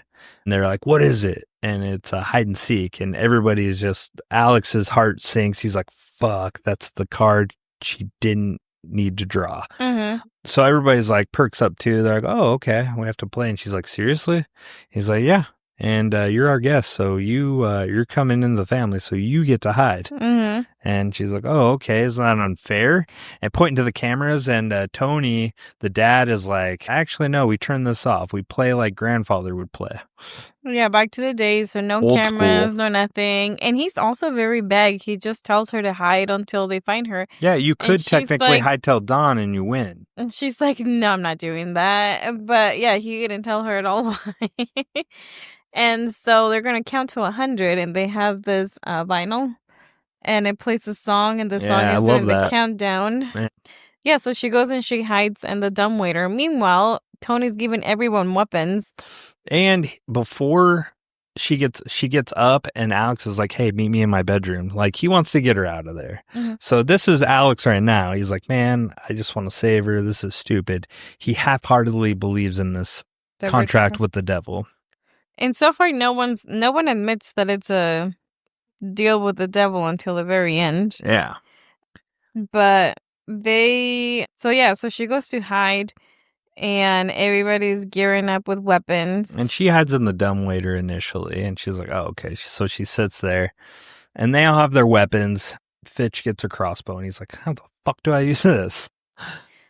Yeah, so she hides apparently a long time, because eventually she gives up and she comes out of it, and she's like, that's it, I'm done. Yeah. And she comes out, and she's walking around, and by this time Alex is upstairs already, because he didn't get a weapon. He's undecided, and his mom tells him if he doesn't want to participate, he can sit in the... So yeah, they were trying to have him sit in the room downstairs in the family room, and Charity was guarding the door. Well, he knows the secret passages, so he took the secret passage, went back up to the room. She ends up going into Alex's room to hide or whatever. Mm-hmm. And then she hears someone coming. He's like, hey, you need to be quiet. This is what's going on. She's like, nah, she's still half-heartedly believing it. Mm-hmm. And then one of the au pairs that was with the children, one of the children run off. So one of the au pairs are looking for him, and they go in Alex's room, starts calling, and then she doesn't see him, and then she turns around, is walking out, and all of a sudden she gets blasted in the face with a gun by Emily. Mm-hmm. And Emily starts screaming, I got her, I'm ready to go. And then they all walk in there, and by this time Grace is freaking out. She's like, what the hell? Because she sees the au pair's face has just been blown off, right? Oh yeah, she's just gushing blood. Yeah, and she's like, oh my God. And then the rest of them come in, they're like, oh, and Emily starts freaking out. It's funny, because Emily was excited at first, and they're like, Emily, they have to be alive for the sacrifice, you fucking idiot. Yeah, and then like, oh shit, that's not even her. And then they're like, does this count? And they're like, no, it has to be the bride. Yeah. And then, yeah, Grace is freaking the fuck out. And then after... And this is the comedy, too, part they add where and this is an ongoing gag because this au pair died and she starts making noises like choking. As they're trying to talk, you just hear, and they stop. They're like, God damn it. And then they think she died, and then they keep talking. And then all of a sudden, they're interrupted again. I thought that was pretty funny. It was. Yeah. The other thing, this is where Alex explains, he's like, you picked the one bad card that you could have drawn from this deck. The family really thinks that they're cursed, so they have to play the game. If they don't kill you, something bad will happen to the rest of the family. So it's her or the family. And she's like, what and the fuck? Yeah, exactly. But he gets her out of the room to help her escape, essentially, through one of the waiters' hallways. Yeah, and she's obviously, as you'd expect, very upset because she's like, you didn't like fucking bother to tell me before you brought me into your family. And he's like, well, would you accepted it? And she doesn't answer, but no. Yeah. And he's like, he didn't think, he was hoping probably that it wouldn't happen. And it only happened one other time. I like how she's like, well, you wanted to get married. And she's like, don't put that shit on me. I would have been so pissed. Yeah, that was hilarious. Yeah. But he was like, look, I'm going to need you to head all the way down this hallway and take a right. That's going to be the kitchen, and there's going to be a door. I'm going to head the other direction, go get the security cameras, and go unlock the door. Mm-hmm. And he's like, you need to go this alone. She doesn't want to, but she has to. Yeah. And that was the other thing. They locked all the doors before the game started. Yeah, locked it down. Yeah, so she's making her way around the house, where she doesn't know very well. It's a huge mansion.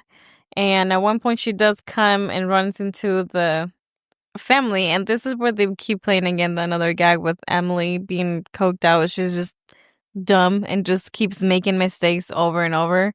Yeah. When they see her, she starts shooting everywhere.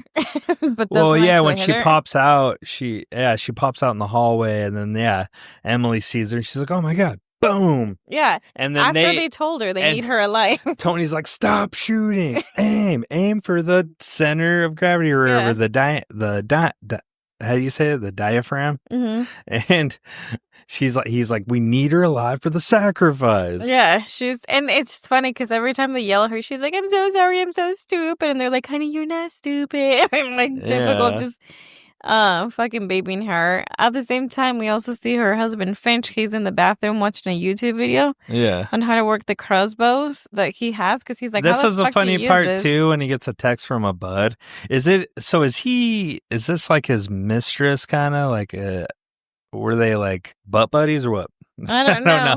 I just got the vibe. I didn't see the first text part of that text. So was he just a friend, or was this like a mistress kind of thing? Like, is he cheating on his wife with this guy? I thought it was a friend. Okay. Like a bro? I didn't know. Either way, it was funny. Either way, it was funny. And they're like, "What are you doing?" He's like, "Oh, just chilling with the family." Well, no, he's like, "Yo, what's up, dog?" And he's like, "That's so funny, dog." So I'm like, "Oh, is this his boyfriend?" And then he's like, "Nothing much, just family shit." So it was just funny. And then the YouTube video that he's watching here, it's actually the writers. They did a little cameo, and they're the ones explaining how to work the crossbow. That's hilarious. So while he's on there, though, she's standing on the cliff or the side of the window. Mm-hmm. And she overhears in the room them talking while Alex is chained up. They cuff him to the bed and they start talking. They think he's unconscious. He's secretly awake. But the aunt, you start putting it together, she was the person in the 80s with her husband who died. She's like, "He's just like me. Mm-hmm. I fucked up. I should have been the one to kill my husband." And then she's like, "We all know it was your fault. You let him go. We needed to bring him back. He is the clear leader of this family moving forward." Mm-hmm. And they're like, "We just need to bring him back." And he will see. And then they walk out to go find Grace. She's out in the window, and then he opens his eyes. So he heard everything. So that's part of how he changes. His character arc changes. It starts right there. But then Grace jumps out, and we see her in the background, which is funny because she just lands and falls completely, face plants, while Fitch is like, it shows her in the distance. Oh, yeah. And then she pops up and looks at him and then runs away. And he's like, "Oh, my God." Yeah, that was hilarious. Yeah, and then at one point, she makes her way back to that family room where the game started. Yeah. And she's in there freaking out, hiding from them. And then Daniel goes in there, and he has no reaction. He just went in there to get a drink. Yeah. And she's panicking, and he's like, "Dude, I have to call it." And he's like, "I'm going to give you a 10-second head start, and then I have to call it to the rest of the family." Oh, because this is where you see he's conflicted, because he does see her, but he has an obligation. He's like, "You know what? Yeah, I'll give you 10 seconds. Yeah, and so she leaves, and this is where his wife comes in, and they're bickering, and his wife is mad. He's like, "You fucking let her go," and blah, blah, blah. He's like, "Yeah, I think you're going to find her regardless, with or without my help." Yeah. So he's not really trying to participate, but he has to somewhat. Somewhat to some level, to not say that he didn't do anything at all. Exactly. And then the next thing you know... Emily, she takes over the cross because she lost her gun. Yeah. And her husband's like, "Here you go, you can take this." And then the other... She takes it. And the other... Just trying to figure out how to use it, and the other... A parakeet walks in, shoots her right in the fucking face. Throat. It goes through the mouth. Yeah. Kills her instantly, and they're like, "Oh, man." And Tony's like, "That was my favorite." Yeah, and again, does this count? No, it doesn't count. Right. So then Grace makes her way into the kitchen. And then at this point, Alex he got into the security system, and he's unlocking the doors to help her out. Yeah. And then Grace has an encounter with the butler, who's clearly into this whole family thing, and he's trying to help him. Right. She beats him up pretty bad, and she makes her way out. Yeah, well, with that, it's pretty intense scene in that kitchen. Because she does the classic trope. She's hiding. You see it in Jurassic Park. You see it in other horror movies where they're hiding behind the what do you call it? The counter. Mm-hmm. And then they do the move. They run around. The waiter hears it, walks around, she's not there. She's on the other side and plays that game. He gets loud, and this is where he starts humming the Tchaikovsky. Mm-hmm. And then she cracks the gun, and then he hears it again. And then tries to shoot him, and he's like, those are just, what they call it? For show or something. Yeah, those are show ammunition. Yeah. They're not real. Yeah, and then kind of takes her down, right? Starts choking her. Yeah, I mean, she smacks him a couple times. She burns him with the tea kettle because he was making some tea. Yeah. But eventually she makes her way out of there. She's running around. She goes back to the dumbwaiter where she was initially. Hey, to go back to that au pair, the second au pair that died, they do another gag where they're talking, and she starts gurgling too in between, and then the aunt finally just chops the head off. That was funny because she wouldn't stop gargling, so the aunt was like, fuck this shit. Yeah, chopped her head off. That was hilarious. Goes over. Anyways, to go back, the door gets unlocked, right? Is that what you said? Alex unlocks it, but before anything happens, like, Grace goes back to the dumbwaiter where she hid first and finds the last au pair that was alive. And the au pair right now doesn't know what's going on. And Grace is like, oh, they're not looking for you. They're looking for me. And she goes, oh, I'm safe. And she's like, she's over here, calling out to them. Yeah. She's like, are you fucking kidding me? And then all of a sudden she accidentally hits the button and the dumbwaiter starts going up. She's like, what's going on? All of a sudden she gets stuck. And then blood starts splattering. Her head gets cut off, right? Or her body gets ripped. Her body gets, she gets smashed in there. Yeah, I thought that was awesome. And then Grace is like, oh my God, what the fuck? And runs off. So she makes, and then, so now that the doors are unlocked, she does make her way out of the house and into the barn. Yeah. And this is funny because she's out there trying to find a place to hide. Yeah. And she runs into the little kid, Georgie. Well, you see a flashlight and you're like, oh, they're catching up to her. She goes in this barn full of goats. And then right in the dead center, there's this like doors. Oh, yeah. Yeah.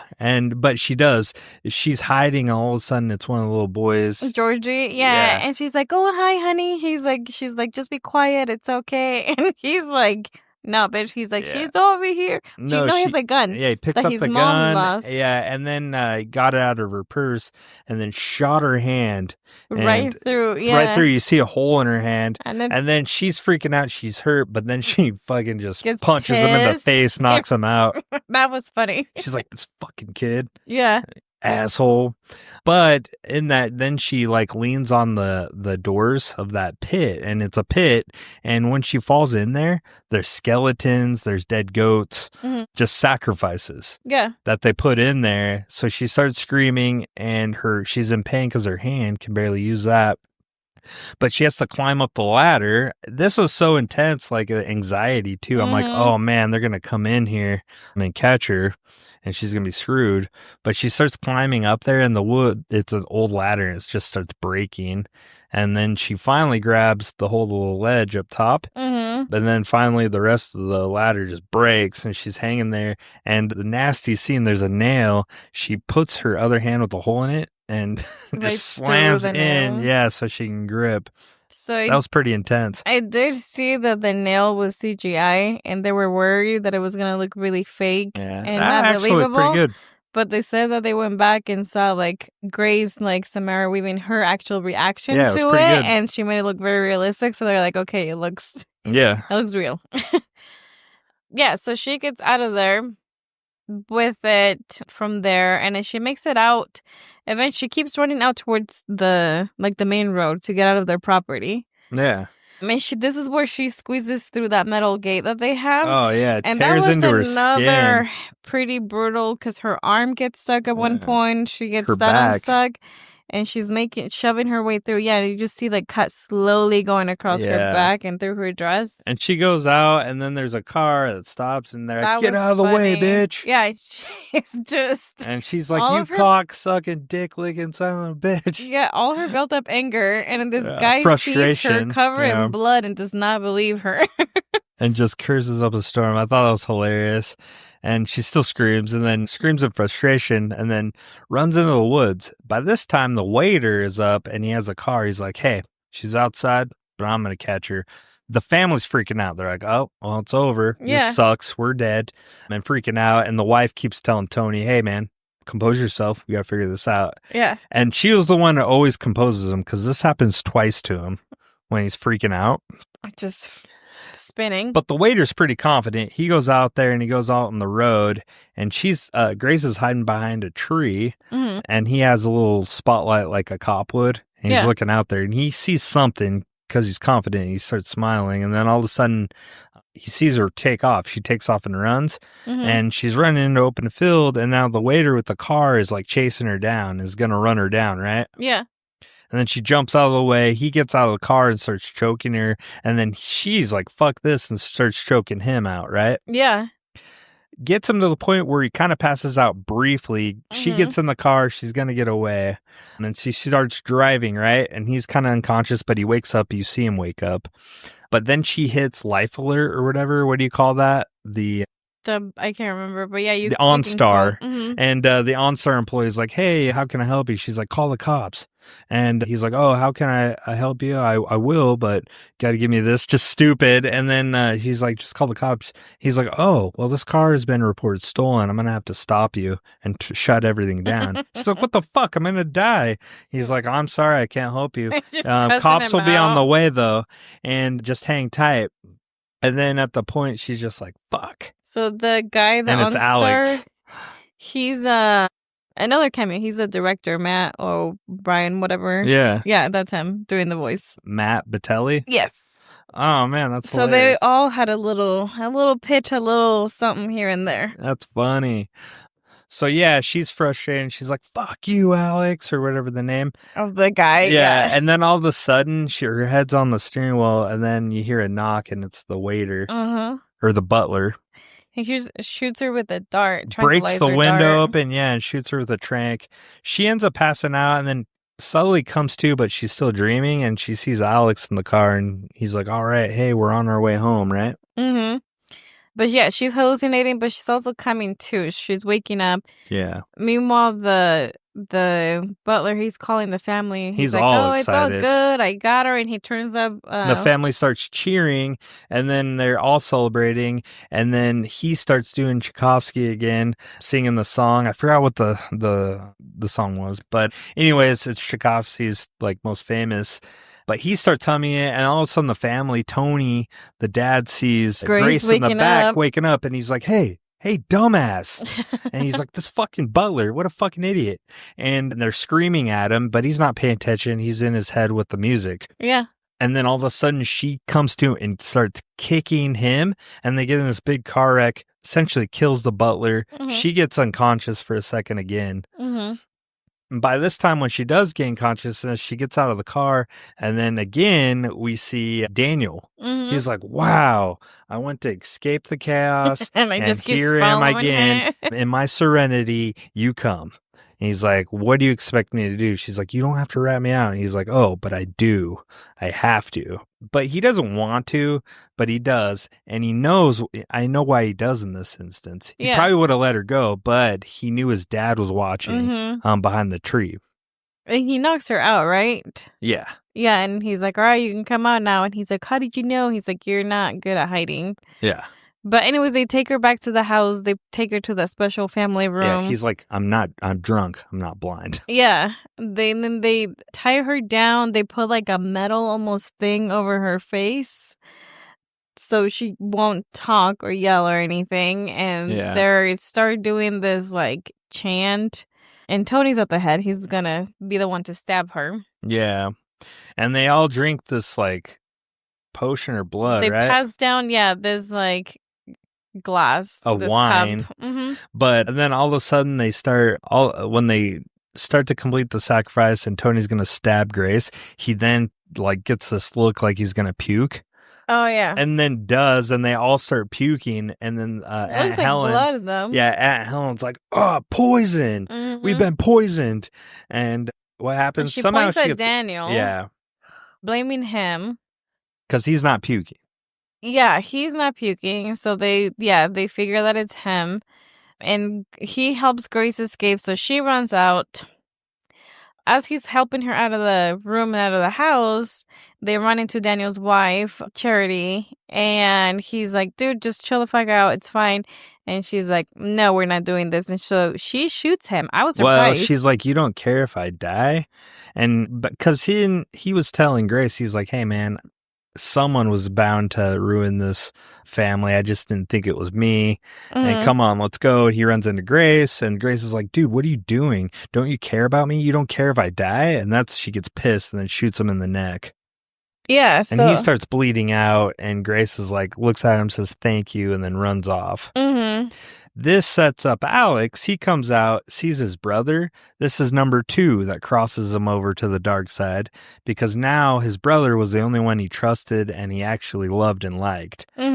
So now he's gone. So he's a little stunned. By this time, Grace is in one of the rooms, I think the family room where they started, the game room. Yeah. And then the mother finds her and is like, all right, bitch, this is over. You're done. Yeah. And Grace grabs that box that had the card and starts smashing the mom's head in with it, just violently goes aggressive. Over and over. And just splatters. You see hair and guts all over the box. And the face is smashed in. By this time, she's like, okay. And trying to regain her thoughts.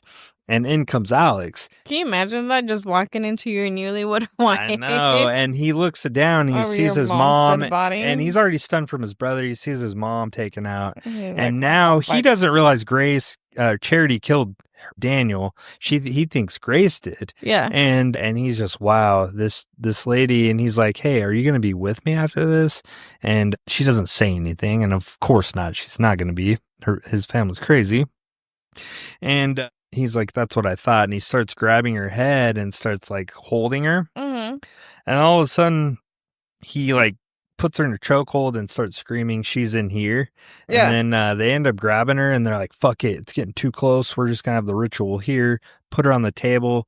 They start chanting, right? And doing it. They're going to hail Satan and all that stuff. And Alex is the one going to do the killing, like his aunt said earlier. Yeah. And then he is going to, after he says hail Satan, he goes down but Grace breaks loose because Tony's holding her down. She pinches. She squeezes his hand. Yeah, and they let go a little bit. Yeah, he lets go. She turns. The blade hits her shoulder. So she gets up. She pulls the blade out, and she starts she gets off the table. Yeah. She's like, "You fuckers are crazy. Stop this!" And then all of a sudden, this was the funniest. Yes, scene. all of a sudden they all look out, and it's dawn. The sun's out. Yeah, and they're acting like vampires. They're expecting to melt or something. Yeah, because who is it? Aunt Helen. She opens the curtains a little bit. She looks like a vampire. She's like, it's sunlight. And they're like, no. They're holding each other, covering their face. Thinking... Finch is one. He's like, ah. And then he gets up. He's like, hey. He's like, see, I told you this is all bullshit. And he's like, what are we going to do with her? And Aunt Helen's like, fuck this. I never failed you, or I failed you, but I'm not going to continue to fail you. I'm going to kill her right on the spot. And as she goes towards her, she explodes. I use this blood splatter on everyone. Everybody's stunned too. And by this time, Fitch is like, oh, fuck.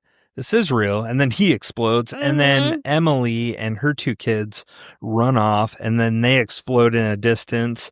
And then by this time, it's Tony and Alex left. And Tony, the dad, is like, oh, I'm not playing this game. I did everything right. And he holds the box and then he explodes. I thought that was awesome. And then Alex is like, hey, babe, I'm here. And at this point, there's a reason why I'm spared. Song is it starts playing again automatically. He's like, there's a reason why I'm spared. I love you. It's us. And she's like, nah, man, screw you. And she takes off the ring and she's like, you know what? I want a divorce. Yeah. Throws the ring perfectly at him and then he explodes.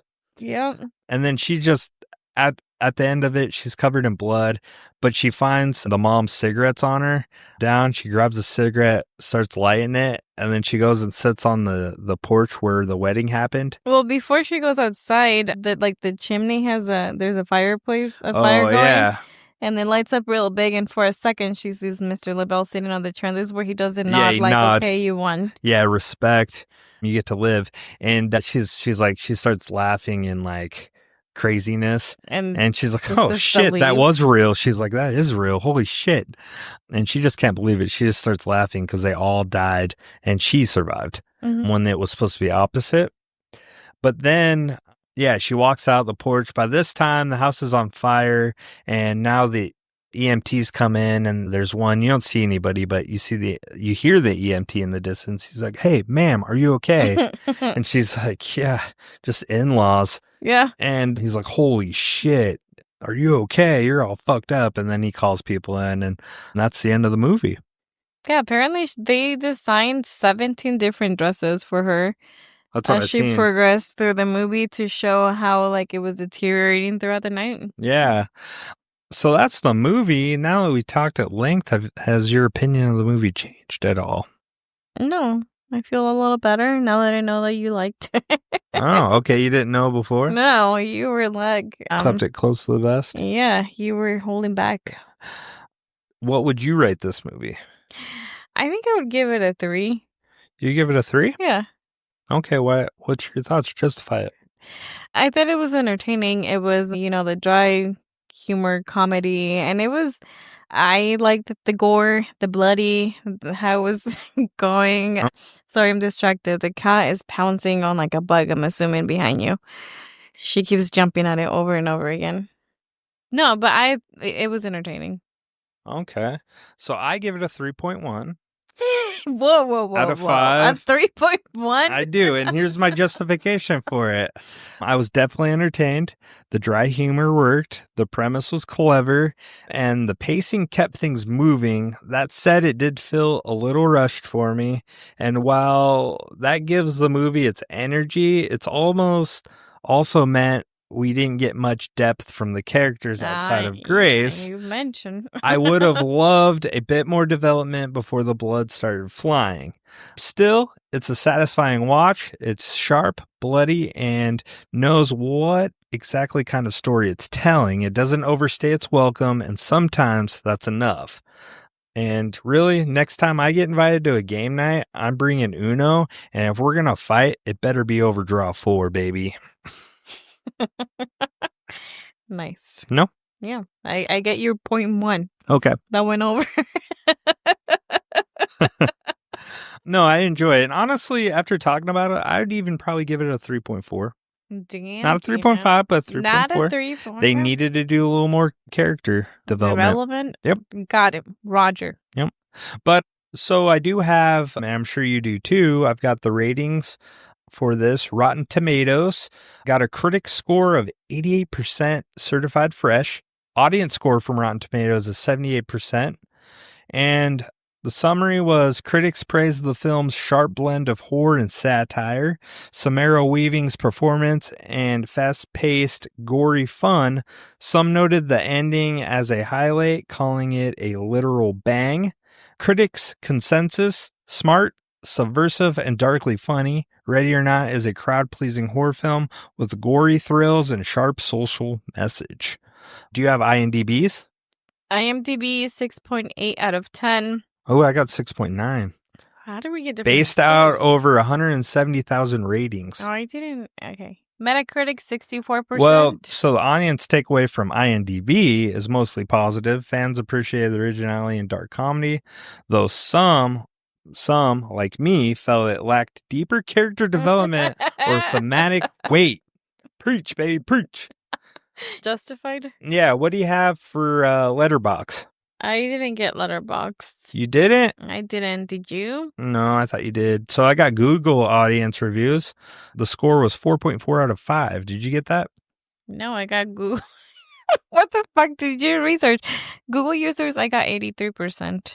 Yeah, I got 4.4 out of 5. General sentiment. Viewers found it entertaining, fast-paced, and refreshing for a horror comedy. Many said it was better than expected, especially at the ending. Yeah, that's what I got for it. So if you want to mention, do you want to mention anything else about the critics at all? Do you got anything? No. What was your favorite kill? My favorite? I would have to say au pair number 2. Au pair number 2? Yeah, and the gurgling, that was hilarious. I'd have to say probably the first one. The first au pair. Okay. They blew her through the face. Perfect. All right. Now, do we want to finish this up? So in the end, Ready or Not is basically what happens when you mix Satan, in-laws, and game night that ends with everyone exploding. It's gory, It's fast, and it's a solid reminder that wedding planning isn't the least stressful part of marriage. So I thought. Yeah, next time someone says we're a very traditional family, maybe, just maybe ask if that tradition includes, I don't know, ritual sacrifice? Big thanks for surviving this episode, guys. Don't forget, if you pull a random game card at midnight and it says hide and seek, just throw hands immediately, yo. And if they hand you a crossbow, run, bitch, run. Yeah, we'll be back next week, guys, with Fender Bender. But until then, let's stay alive, stay obsessed, and for the love of LaBelle, never marry into a board game dynasty. Hasta Lugosi. CC, ciao, ciao. Bye. Thanks for listening to Horror Cinema Obsession. We hope you had as much fun as we did. If so, help spread the word by leaving a rating and review wherever you listen to podcasts. And join us next time for another episode of Horror Cinema Obsession.